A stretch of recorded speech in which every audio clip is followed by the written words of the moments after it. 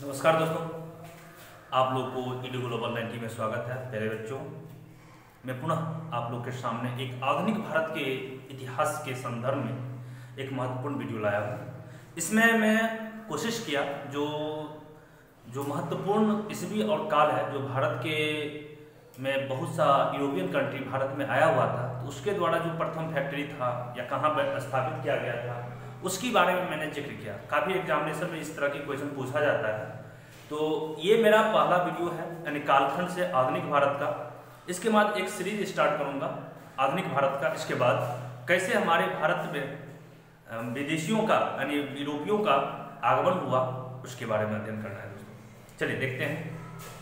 आइए, आधुनिक भारत का महत्वपूर्ण घटना एवं कालखंड, इसके बारे में देखते हैं। पहला आइए तो पहला ये हम लोग देखते हैं पुर्तगाली यात्री बार्थोलोमियो डियाज। इसके बारे में थोड़ा पहले हम समझ लेते हैं। पुर्तगाली यात्री बार्थोलोमियो डियाज ने दक्षिण अफ्रीका के समीप उत्तर महासागरीय the Cape of Good Hope की खोज किया था। तो पूछा जाता है, हम लोग जानते हैं जो पूरे विश्व में 7 महादेश है, उसमें अफ्रीका के सबसे नीचे जाइएगा तो साउथ अफ्रीका आता है। वहाँ पर एक पॉइंट है जिसको हम उत्तमाशा द्वीप कहते हैं। तो पूछा जाता है कौन यात्री, कहाँ के यात्री थे, उसका क्या नाम था जो उस द्वीप का, उत्तमाशा द्वीप या the Cape of Good Hope की खोज किया था और कब किया था। तो इसके अंदर 3-4 क्वेश्चन है, अब हम उसको देखेंगे। तो देखिए, पुर्तगाली यात्री कौन था ये, तो बार्थोलोमियो डियाज ने दक्षिण अफ्रीका के समीप उत्तमाशा अंतरीप, इसको उत्तमाशा अंतरीप को हम लोग कहते हैं the Cape of Good Hope की खोज किया था। तो कब किया था, तो 1487 AD में। बहुत ही महत्वपूर्ण क्वेश्चन है।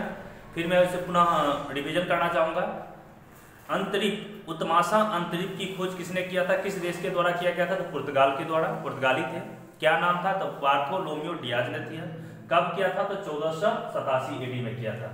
आइए, उसी के साथ हम लोग दूसरा देखते हैं, अमेरिका की खोज किसने किया था। तो वो अमेरिका की खोज किए थे कोलंबस, जो एक स्पेनी यात्री था, स्पेन के रहने वाले थे। तो वो अमेरिका की खोज किया था। तो पूछा जाता अमेरिका की खोज किसने किया था, तो कोलंबस ने किया था। कहाँ का यह यात्री था, किस देश के रहने वाले थे, तो वह स्पेन के रहने वाले थे। और कब किए थे, 1492 ईस्वी में। चलिए, उसी के साथ अमेरिका की जब खोज किया गया, उसके बाद भारत की बात आती है। तो भारत की खोज किसने किया, तो लगभग हम सब जानते हैं, सभी बच्चे इस चीज़ की जानकारी होगा। भारत का जो खोज किया था वो किए थे वास्को डी गामा। वही यूरोपियन, प्रथम यूरोपियन थे, फर्स्ट यूरोपियन मैन थे जो भारत की खोज किया था, डिस्कवरी ऑफ द इंडिया। तो भारत की खोज किया था वास्को डी गामा। ये पुर्तगाली थे, पुर्तगाल के रहने वाले थे, और 1498 AD में किया था, 1498। चलिए देखिए, जब ये भारत में आया 1498 में, इससे पहले ये उत्तमाशा अंतरिप पे थे। तो वहाँ पर एक व्यापारी थे, गुजरात का व्यापारी थे, उसका नाम था अब्दुल मलिक नायक। तो पूछा जाता है, तो वास्को डी गामा का पथ प्रदर्शक, मतलब पथ प्रदर्शक का मतलब होता है पथ को दिखाने वाले, रास्ता को दिखाने वाले।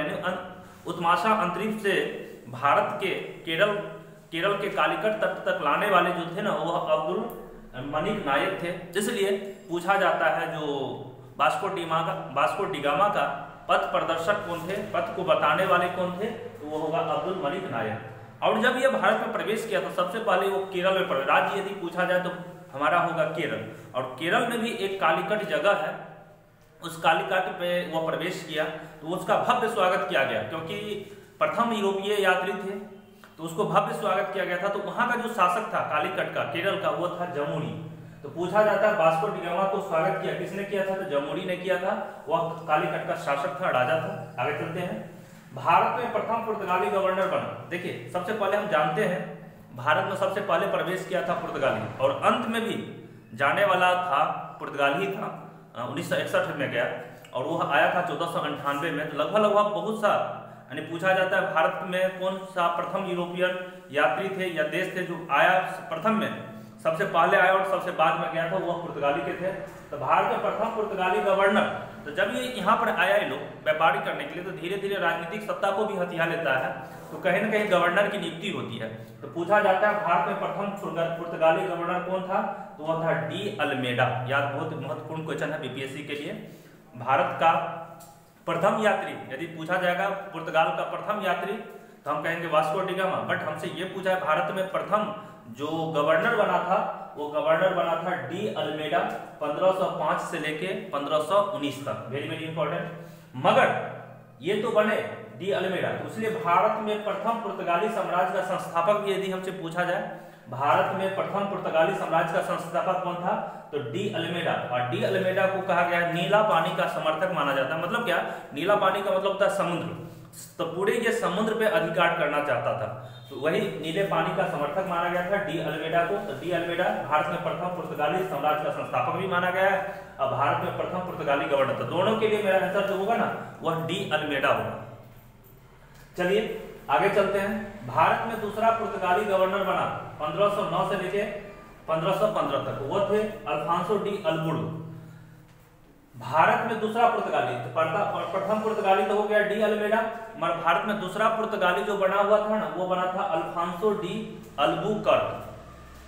अल्फांसो डी अल्बुकर्क वो बने थे 1509 से लेके 1500 तक। और कहा गया भारत में वास्तविक संस्थापक कौन था, भारत में पुर्तगाल का साम्राज्य का वास्तविक संस्थापक, तो इसको माना गया वास्तविक, क्योंकि इनके कार्यकाल में उतना चीज नहीं हुआ जितना इनके कार्यकाल में हुआ, क्योंकि यह विवाह की नीति अपनाते हैं।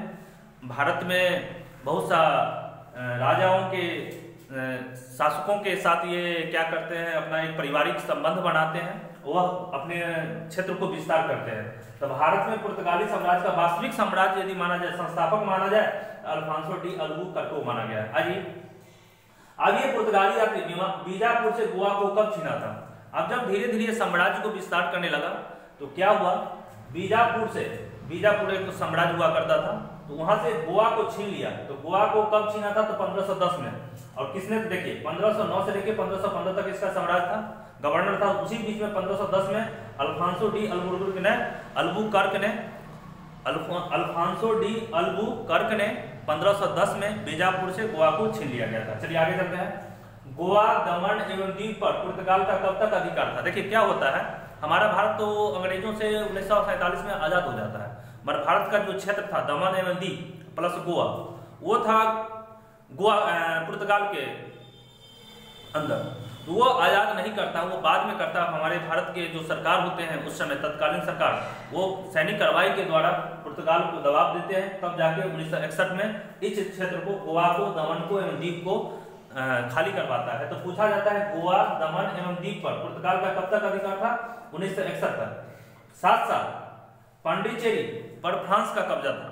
हमारे देश में बहुत सा देश का यूरोपियन कंट्री आया हुआ था, तो गोवा, फ्रांस भी था, पुर्तगाल भी था, अंग्रेज लोग भी था, मगर अंग्रेज लगभग 90% 98% पूरे भारत के साम्राज्य पर स्थापित कर दिया। बट कुछ क्षेत्र पर पुर्तगाल का भी था कब्जा और कुछ क्षेत्र पर फ्रांस का भी था। हम जानते हैं पांडिचेरी अभी केंद्र प्रशासित राज्य है, तो किस पे, उस पे जो पांडिचेरी जो था उस पे फ्रांस का अधिकार था। तो फ्रांस भी 1954 में यहाँ सैनिक कार्रवाई नहीं किया गया था, वहाँ अपने सामरिक समझौता के द्वारा दोनों देश, फ्रांस और भारत ने अपने समझौता करके उसको खाली कर दिया था। तो पांडिचेरी पर फ्रांस का कब तक अधिकार था, तो 1954 में, यानी भारत से 1954 में फ्रांस चला गया, लेकिन जो पुर्तगाली है वो पुर्तगाल गया था 1961 में।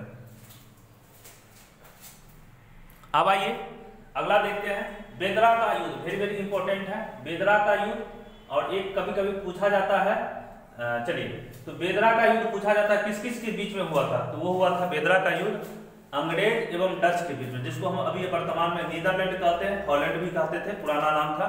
तो बेदरा का युद्ध हुआ क्योंकि जानते हैं धीरे धीरे अंग्रेज लोग यहाँ पर आना शुरू किया।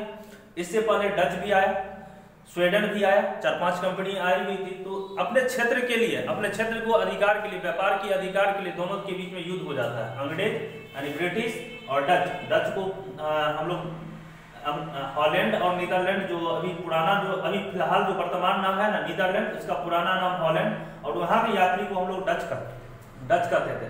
तो अंग्रेज और डच के बीच में युद्ध हुआ 1759 ईस्वी में, और इसमें उस युद्ध का नाम है बेदरा। बेदरा एक जगह था, बेदरा का युद्ध, उसमें अंग्रेज विजय होता और नीदरलैंड यानी डच को यहाँ से जाना पड़ता है। आगे चलते हैं, ईस्ट इंडिया कंपनी की स्थापना, कभी कभी ये भी इंपॉर्टेंट है, पूछा जाता है ईस्ट इंडिया कंपनी की स्थापना कब हुआ था, तो 31 दिसंबर 1600। ये अपना अंग्रेज लोग वहां पर कर लिया था, भारत में बाद में आता है। तो पूछा जाता है ईस्ट इंडिया कंपनी का स्थापना कब हुआ था? 31 दिसंबर 1600। और उस समय ब्रिटेन का जो शासिका थी यानी महारानी थी एलिजाबेथ, कभी कभी पूछा जाता है। तो जब ब्रिटेन में ईस्ट इंडिया कंपनी की स्थापना हुआ था तो वहां के शासक राजा कौन थे? तो महारानी एलिजाबेथ। और उसी समय जब ईस्ट इंडिया कंपनी की स्थापना ब्रिटेन में हुई तो उस समय भारत में कौन शासक था? तो अकबर था। चलिए आगे चलते हैं। अब क्या होता है, अकबर 1600 के बाद इसका गति खत्म हो जाता है तो जहांगीर आते हैं, अकबर का पुत्र होता है। तो इसका अब यहाँ पर क्या होता है कि जेम्स प्रथम जो महारानी एलिजाबेथ के पुत्र होते हैं वो उस ब्रिटेन में राजा बनते हैं। तो वहां पर खुद नहीं आके अपने एक राजदूत को भेजता है, किसके दरबार में? तो जहांगीर के दरबार। तो पूछा जाता है जेम्स प्रथम का पत्र लेकर प्रथम बार कैप्टन हॉकिंस जहांगीर के दरबार में कब आया था? तो 1608 में आया था। क्योंकि हम जानते हैं अकबर का जो पुत्र था ना वो जहांगीर था, और अकबर की मृत्यु के बाद जहांगीर राजा बनता है। तो अब कहीं ना कहीं भारत में अभी भी देखते होंगे जब किसी देश में व्यापार करना होता है तो उस देश के प्रधानमंत्री से, राष्ट्रपति से पहले समझौता होती है, एग्रीमेंट होती है, कुछ पॉइंट बनती है, तब जाकर हम उस देश में अपना व्यापार कर सकते हैं। उसी तरह से क्या कहते हैं आधुनिक काल में भी समय समय के साथ जब ये वहां से ब्रिटेन से ये लोग आए भारत में व्यापार करने के लिए, तो वहां कहीं ना कहीं उसके शासक से वो आदेश लेना पड़ता।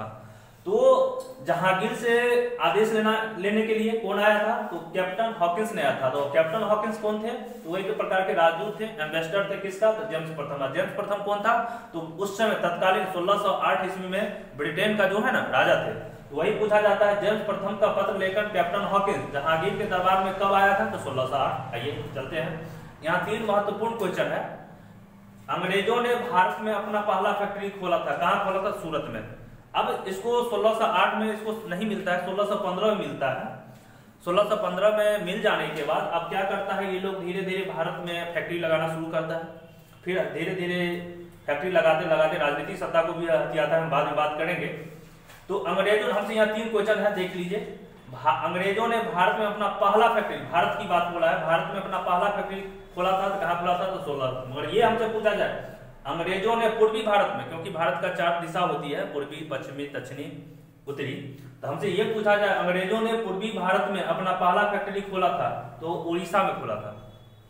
तो उड़ीसा जो है ना, उड़ीसा के कौन सा जगह पे? तो एक था बालासोर एवं हरिहरपुर, 2 जगह है वहां। 1633 ईस्वी में अपना पहला फैक्ट्री खोला था। भारत में पहला फैक्ट्री खोला था सूरत में। मगर यदि हमसे पूछा जाए अंग्रेजों ने पूर्वी भारत में, यहाँ पर लिखा हुआ है पूर्वी भारत और यहाँ भारत लिखा हुआ है, तो पूर्वी भारत में हमसे ये पूछा जाए तो कहेंगे ये खोला था सबसे पहले उड़ीसा में, और वो बालासोर एवं हरिहरपुर में। मगर हमसे ये पूछा जाए अंग्रेजों ने बंगाल में अपना पहला फैक्ट्री कहाँ खोला था, तो बंगाल की बात हो जाती है, वो खोला था हुगली में एवं कासिम बाजार, जो 1651 ईस्वी में। चलिए अब क्या होता है, धीरे धीरे अंग्रेजों अपने शासन व्यवस्था को बढ़ाते बढ़ाते पूरे संपूर्ण भारत पे अपना विजय करना चाहता है। उसी बीच में क्या होता है, कर्नाटक में 3 युद्ध होता है अंग्रेजों के साथ, वहां के शासक के साथ। तो ये भी काफी इंपॉर्टेंट है, किसी एग्जामिनेशन में पूछा जाता है कर्नाटक का प्रथम युद्ध कब हुआ था, द्वितीय युद्ध क्या कब हुआ था और तृतीय युद्ध कब हुआ था। तो इस चीज को याद रखिएगा। कर्नाटक का प्रथम युद्ध हुआ था 1746 से लेकर 48 तक।